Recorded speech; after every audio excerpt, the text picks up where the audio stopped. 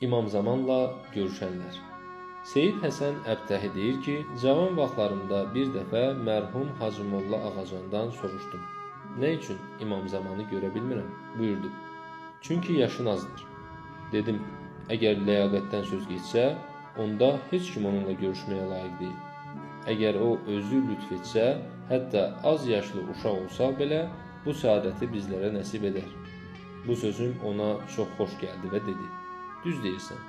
Siz sabah axşam İmam Rızanın ziyarətgahında axşam namazı vaxtı hazır olun ki, intizarın sona çatacaq.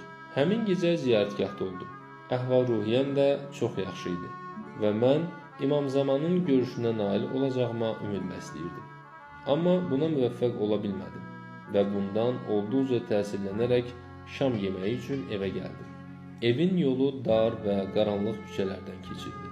Birdən uzaqdan bədənindəki bütün paltarları, hətta başında yaşıl əmmaməli bir alicənab Seyidin gəldiyini gördüm.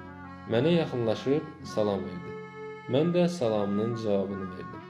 Amma belə bir qeyri-adi görüşdən dərin fikrə daldım. Fikirləşdim ki, görəsən bu şəxs kim idi? Bu fikirlə müsafirxanaya çatdım.